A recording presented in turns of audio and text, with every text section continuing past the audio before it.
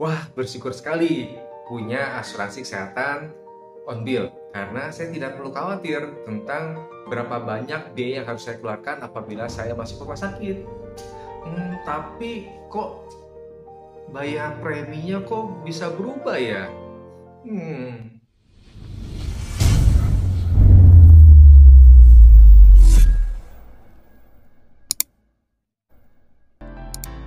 Halo, salam planners.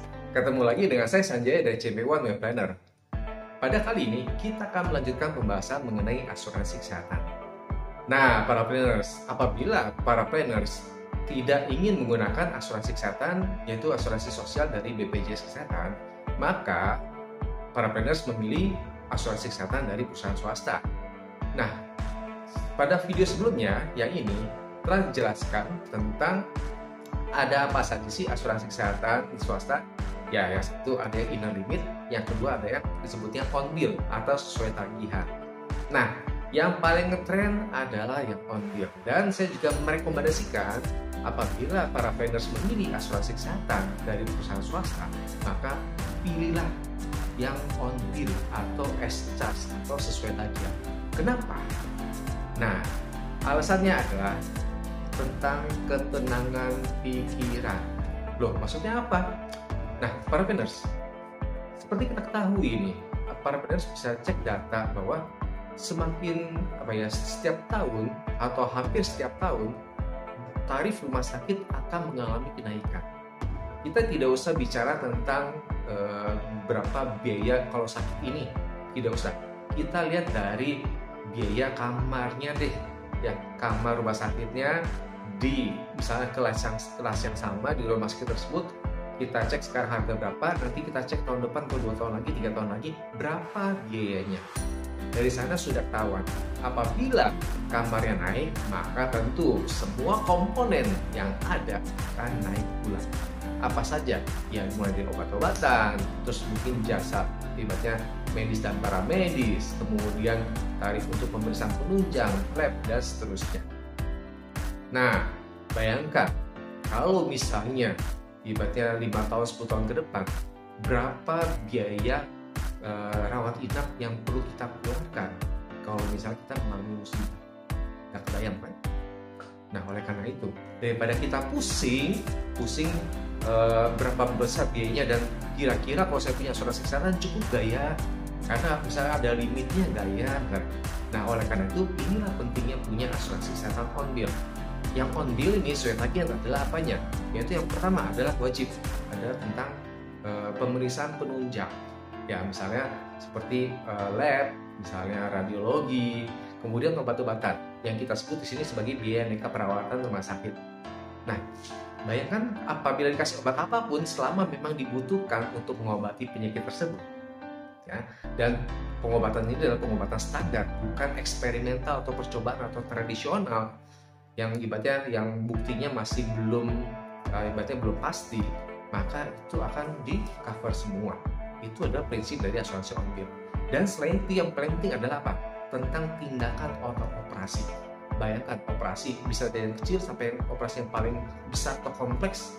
Bayangkan berapa besar biaya yang kita harus siapkan kalau misalnya kita mau bayar sendiri. Nggak bayang kan?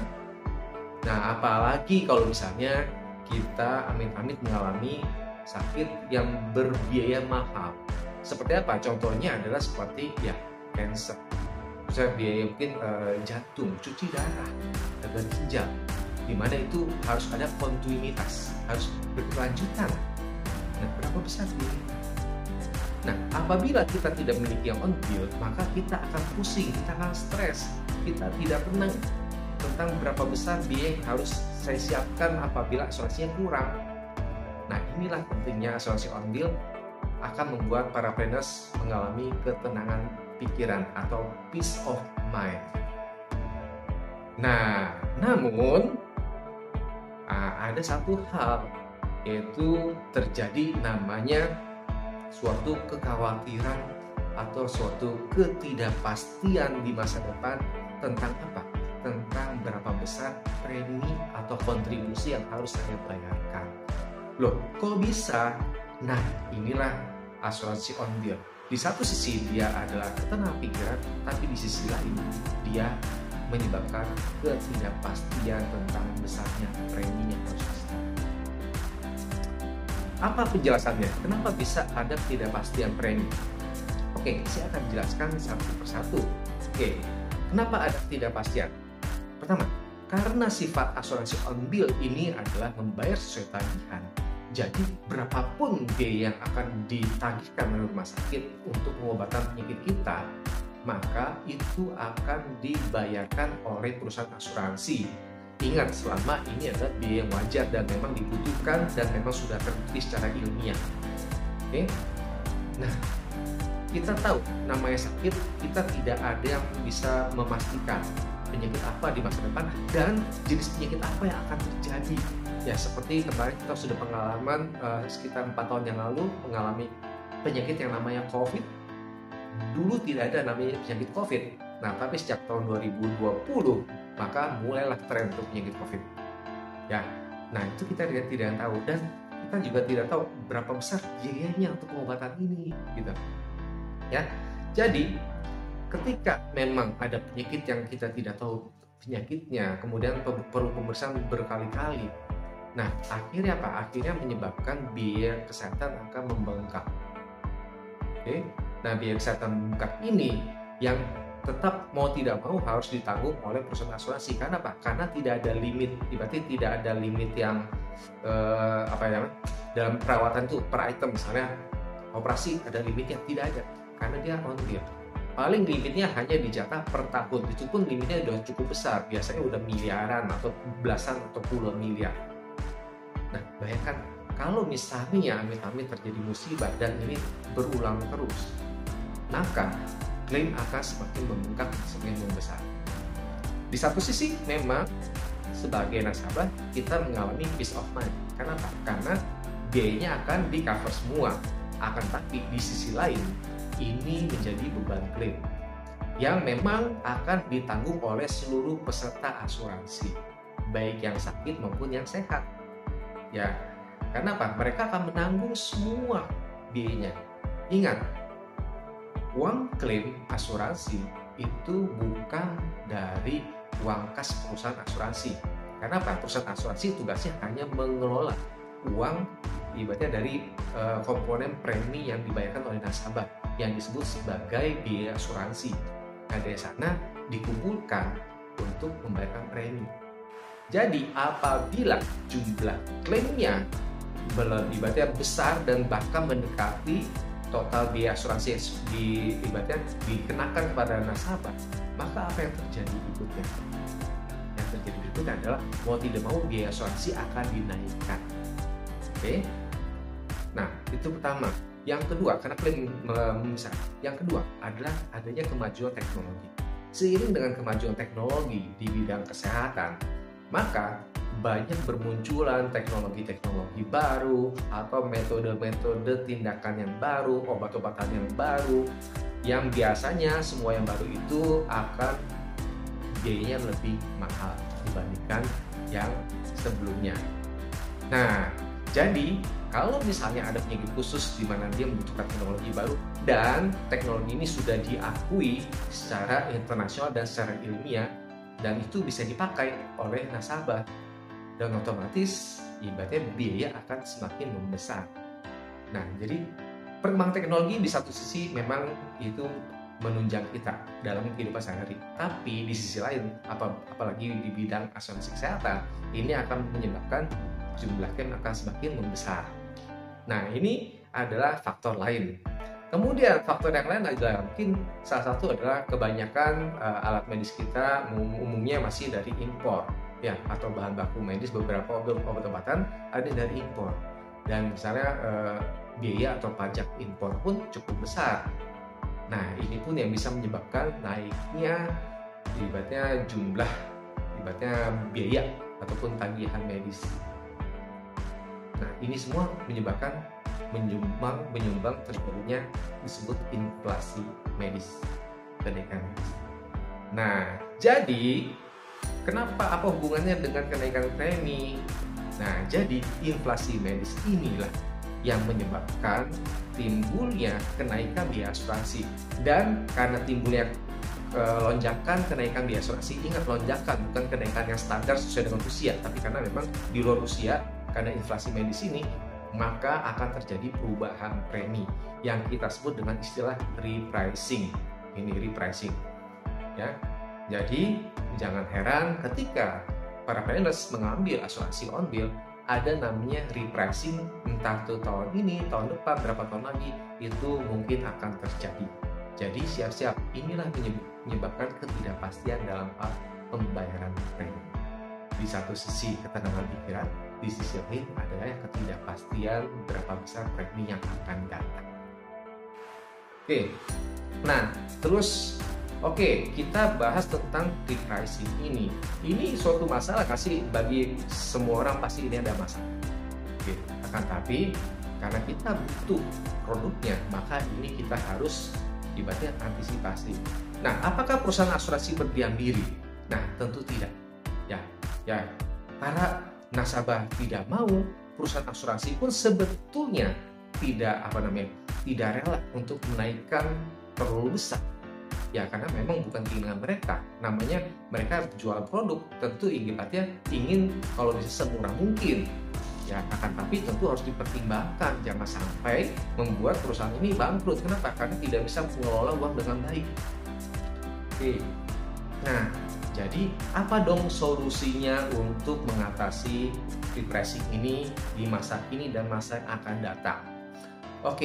Jadi kita fokus pada yang namanya tadi lonjakan biaya medis itu umumnya karena inflasi medis. Tapi inflasi medis ini ada yang betul-betul inflasi, tapi ada yang ternyata inflasi medis yang ibaratnya tanda kutip palsu atau semu. Nah, kita akan bahas yang semu ini. Apa yang terjadi dan apa yang harus kita lakukan? Pertama, bagaimana caranya saya akan mengambil dari berbagai orang yang berperan di sini. Ya, semua orang yang berperan. Pertama adalah tentu kita sebagai nasabah, para planners, bagaimana cara kita agar meminimalkan timbulnya repricing ataupun inflasi medis yang berlebihan. Ya, kita sebagai nasabah tentu pertama, jangan melihat asuransi kesehatan ini karena merasa sudah bayar, terus merasa kok saya nggak pernah dipakai, sehingga mencari cara supaya bagaimana caranya saya bisa pakai asuransi ini. Walaupun misalnya tidak mengalami sakit atau mungkin sakitnya hanya ringan yang ibaratnya hanya bisa beli obat sendiri di apotek misalnya.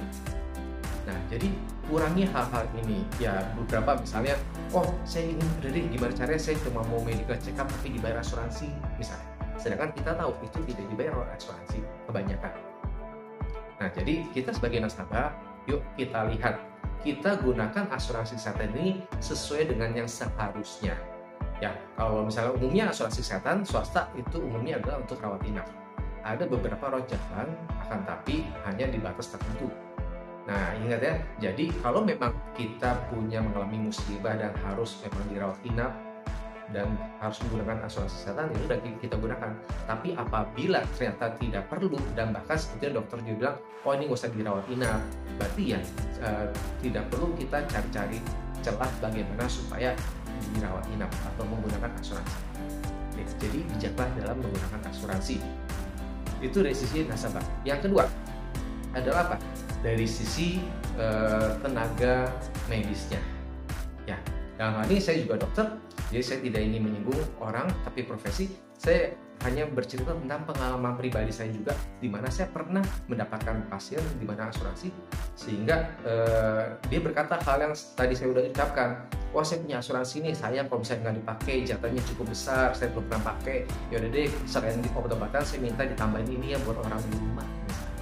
Jadi ada penambahan obat-obatan atau komponen lain yang tidak untuk orang yang bersangkutan, tapi untuk yang lain misalnya. Nah, please kita tiadakan itu. Kita bekerja secara profesional dan kita memang memberikan atau merasakan sesuatu sesuai dengan yang seharusnya. Tidak ibaratnya tidak mengikuti apa kata si nasabah atau pasien asuransi ini. Itu dari segi tenaga medis atau dalam hal ini ya dokter. Kemudian dalam sisi ketiga adalah sisi tempat pelayanan kesehatan. Dalam ini kebanyakan adalah rumah sakit. Kenapa? Karena asuransi kan kebanyakan berkaitan dengan rumah sakit atau klinik. Nah, di sebagian tempat rumah sakit tanpa menyebutkan nama rumah sakit adalah para planners bisa cek sendiri. Ternyata tarif untuk berobat antara pasien asuransi dengan pasien yang bayar sendiri itu ternyata berbeda walaupun tindakannya sama, walaupun pemeriksaannya sama. Kok bisa ya? Nah, oke, mungkin beberapa pihak rumah sakit bilang, oh karena ya terus kalau misalnya asuransi kan nggak langsung bayar, uangnya nggak langsung kita terima, kita akan ada ibaratnya punya tempo berapa lama ke depan, sehingga kalau misalnya kita seperti itu kan kita harus muter uang dan seterusnya. Oke lah, oke, mungkin memang ada latar belakang seperti itu. Ya wajar kalau misalnya ada penambahan sedikit, tapi ini beberapa ada penambahannya sampai di atas 100%. Nah, jadi yuk kita sama-sama berkontribusi untuk menurunkan atau ibaratnya tidak membuat inflasi medis ini menjadi melonjak drastis.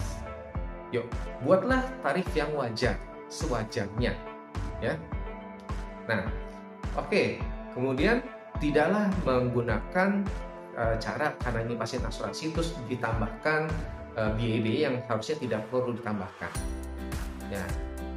Oke, kemudian yang terakhir adalah yang keempat, yang belum terakhir adalah dari sisi mungkin perusahaan asuransi ataupun ibaratnya tenaga marketingnya.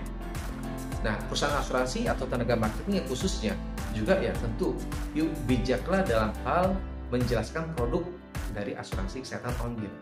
Produk asuransi kesehatan on bill ini bagus sekali untuk nasabah. Akan tapi jangan sampai terjadi namanya mis-selling. Ibaratnya membuat janji-janji palsu yang ternyata yang harusnya tidak di cover, terus bilangnya akan di cover. Terus cari-cari cara gimana caranya supaya yang harusnya memang tidak akan di cover oleh asuransi dari sesuai dengan kontrak polis, ternyata dia gimana cara supaya bisa di cover seperti itu. Jadi terjadi klaim yang tidak harusnya diklaim. Ya, kemudian ya tidak perlu saling ibaratnya menjegal antara masing-masing perusahaan asuransi. Ya, kenapa? Ya karena produknya sama-sama bagus, sama-sama tujuannya adalah supaya para nasabah bisa menggunakan dengan bijak dan membuat peace of mind bagi mereka. Kemudian yang tidak kalah penting, yang terakhir dari kelima tentang adalah pemerintah. Dalam hal ini adalah tentang political will atau kebijakan politik. Di mana ya tadi ya udah disinggung tentang inflasi medis, ya, tentang bagaimana tentang misalnya biaya impor. Karena sebagian alat ataupun bahan baku masih impor dari luar negeri, belum ada di Indonesia. Ya kalau misalnya memang ada alat medis, memang itu bagus, dibutuhkan, ya bagaimana caranya supaya tarif atau biaya impor ini atau pajak yang dikenakan janganlah terlalu besar. Supaya apa? Supaya yuk kita sama-sama menekan jangan sampai terjadi lonjakan inflasi atau biaya medis ini terlalu tinggi. Nah, dengan 5 pihak yang berperan ini kolaborasi sama-sama, yuk menggunakan asuransi sebagaimana semestinya dan dengan berbagai macam perannya bekerja secara profesional dan yang seharusnya, maka inflasi medis ini bisa ditekan menjadi seperti yang sewajarnya. Oke? Nah, gitu. Nah, mungkin dari beberapa perusahaan asuransi sudah melakukan terobosan-terobosan bagaimana caranya supaya tidak terjadi lonjakan. Ya, ini ada sedikit tips dari beberapa perusahaan asuransi sudah ada melakukan terobosan-terobosan. Misalnya, perusahaan asuransi ibaratnya akan melihat bagaimana kinerja dari rumah sakit tersebut, dan rumah sakit ini harus transparan dalam hal memberikan biayanya. Tarif biaya berapa sih sebetulnya yang dikenakan ke pasien selama ini? Ya, kemudian harus jelas juga kalau misalnya pasien dengan sakit ini dia harusnya dilakukan apa saja pemeriksaannya, sehingga ketika ada nasabah yang sakitnya masuk tentu jangan sampai keluar dari yang jalur yang seharusnya. Nah, itulah beberapa mungkin tindakan yang sudah dilakukan. Jadi para planners, asuransi kesehatan on bill membuat Anda menjadi peace of mind dan tentang repricing mungkin ada kekhawatiran, tapi yuk kita sama-sama mendukung supaya tidak terjadi repricing atau seminimal mungkin terjadi repricing di masa depan. Dan ingat, asuransi on bill, karena dia on bill, maka potensi repricing tahun-tahun depan masih mungkin ada. Ya, jadi tidak ada istilahnya perusahaan asuransi bilang tidak akan terjadi repricing, itu tidak mungkin. Kenapa? Karena dari data OJK sudah menyebutkan bahwa di tahun 2023 ternyata jumlah total klaim asuransi kesehatan itu lebih besar dibandingkan dengan total premi dari semua perusahaan asuransi yang ada.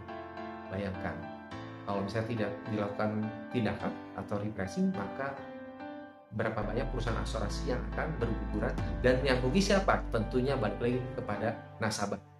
Jadi hati-hati, bijaklah para planners, bijaklah memilih perusahaan asuransi yang terbaik bagi para planners, dan mungkin mintalah rekomendasi kepada agent asuransi atau profesional asuransi yang para planners percaya. Oke, nah jangan lupa apabila konten ini bermanfaat, jangan lupa klik tombol like, kemudian subscribe dan share ke teman-teman yang lain. Dan kita akan ketemu lagi di video berikutnya. Jangan lupa aktifkan lonceng notifikasi. Supaya apa? Supaya pas akan ada video berikutnya yang tidak kalah menarik, para planners akan segera tahu. Oke, sampai ketemu di video berikutnya. See you.